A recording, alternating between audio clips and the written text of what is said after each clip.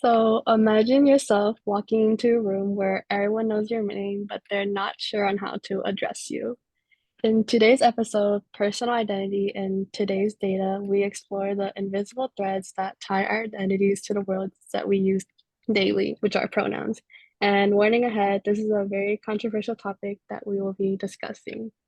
At universities like State U and corporations around the globe, a movement towards inclusivity is pushing its boundaries of how personal data, particularly pronouns, is collected and used, but at what cost? Privacy, respect, and identity collide in our discussion today. So join us as we unravel the challenges of making everyone feel seen and respected without compromising their privacy. My name's Yvonne, and I'll have my other hosts introduce themselves. Hi, my name's Abby Butler. Hi, I'm Tyler Guzman. Hi, I'm Devin Hevener. Hi, I'm Luna Nguyen. Okay, so to get us started, what do you guys think about the controversial question of should organizations collect data on pronouns? I think there's both benefits and downsides of collecting data on pronoun. Some benefits are that people can have their correct pronouns being used.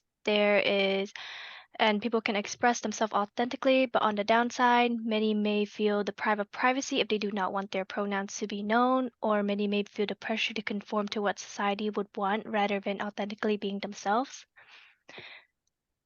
Yeah, and also for some of the downsides, there's some mistakes and misuse.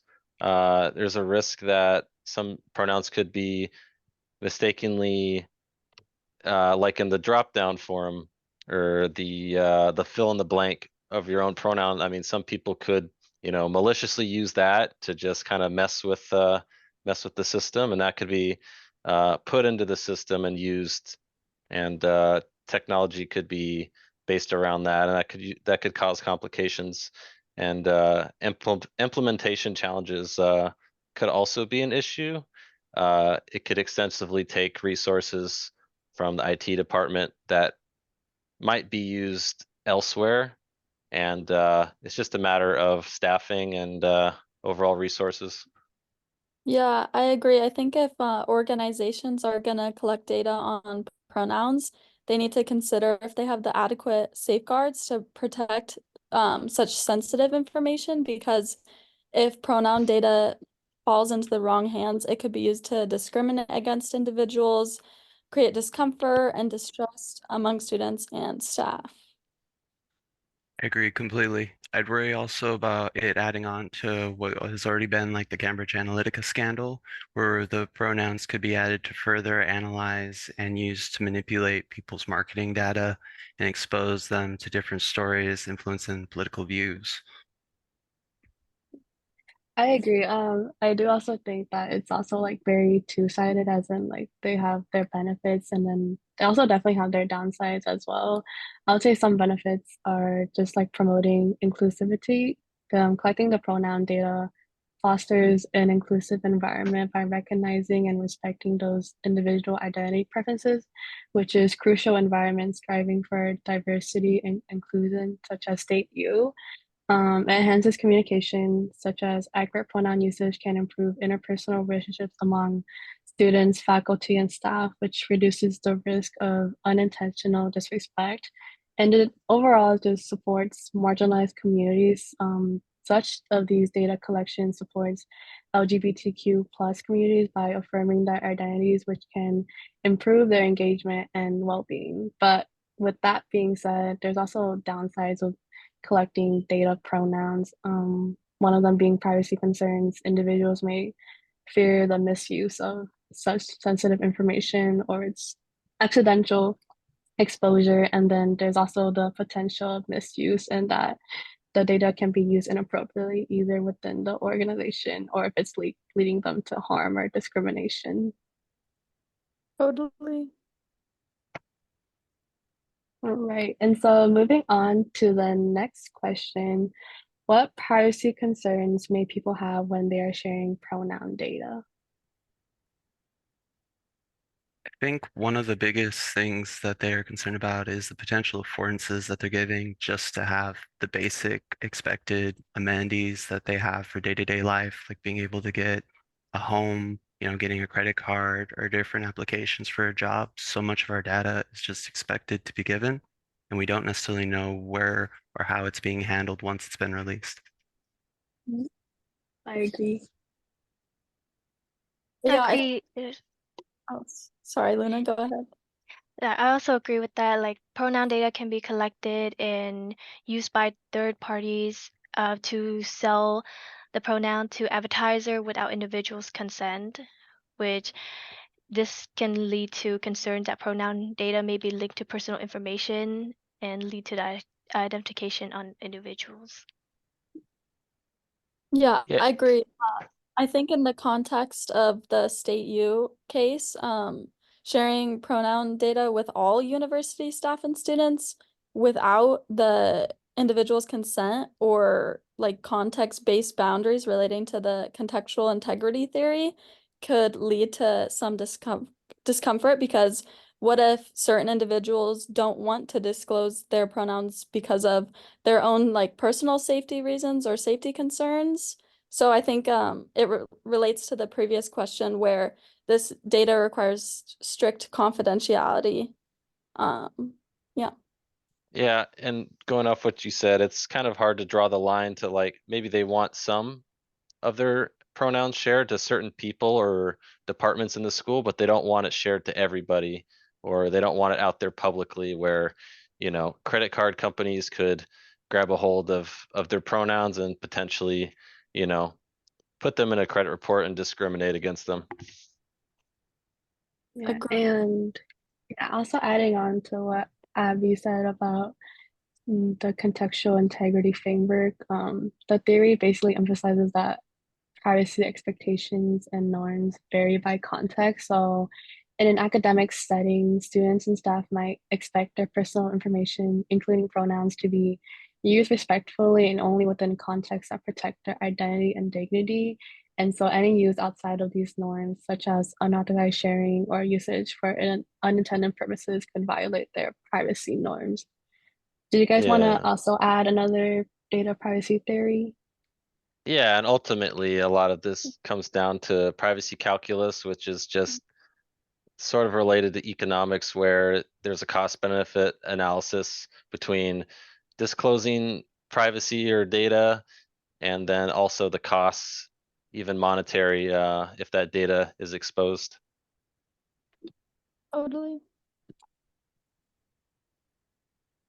Alright, and so moving on to our final question, what are the ways that State U could ensure privacy by design in its pronoun solution?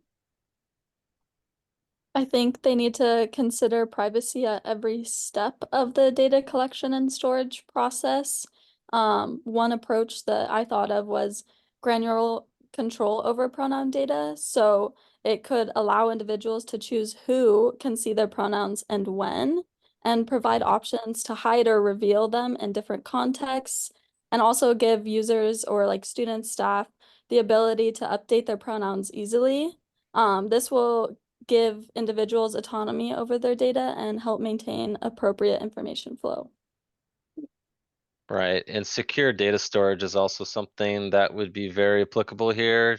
So the university would have to implement security measures to protect pronoun data from authorized access or misuse. And they would have to probably also run regular audits or, monitor the logs for any suspicious activity. Completely agree with that. One of the things I was gonna recommend off of it from the system end is having in place a proper privacy policy to make sure all individuals know transparent exactly what is going on with their data and how it would be handled for its purposes, as well as having just a log to track every individual handling the database and how the updates are handled. This will also help the data team on their end be able to keep things up to date and make sure everything is secure and who is actually handling. Totally. Going off of that, I recommend that State U should inform students and staff about how their pronoun data will be used and like you said, provide a clear and understandable privacy policy. Oh my goodness. They could also offer education and training to staff on the importance of maintaining privacy with sensitive data like pronouns. Right, and they could also, it's also a possibility that they could either have you sign some sort of waiver or some sort of legal agreement, like, your data could go here, or they could just like ahead of time just say, well, these are all the possibilities of where your data could be seen, just so legally this doesn't end up a big mess. Kind Yeah, of but like a terms and condition. yeah, Yeah, but then Exactly.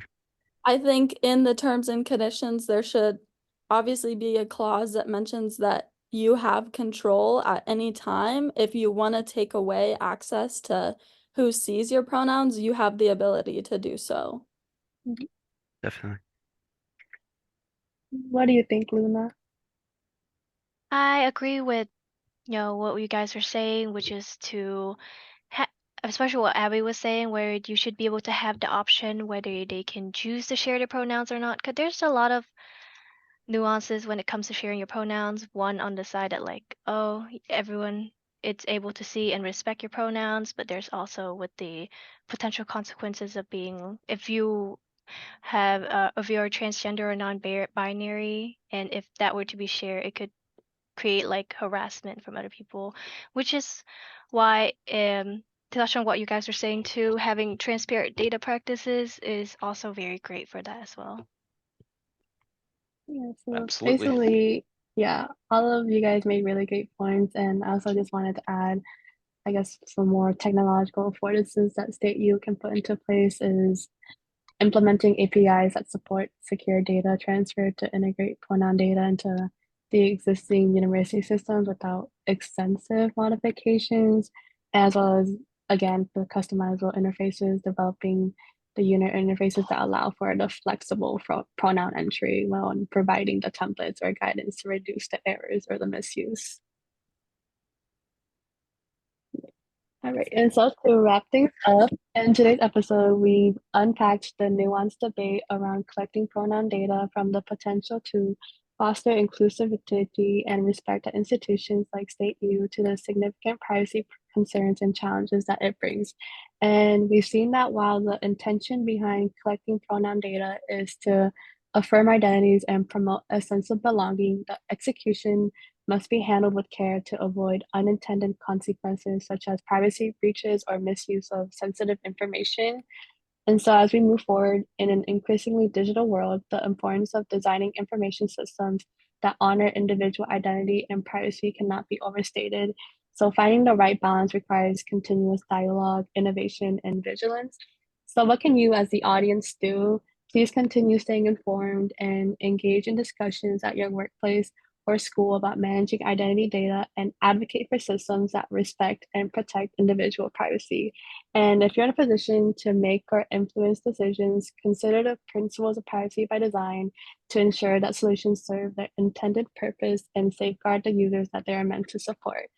Thank you for tuning in, and please subscribe for more insightful discussions on topics that matter to you. Thank you. Thank Thank you. you. Thank you. Thanks.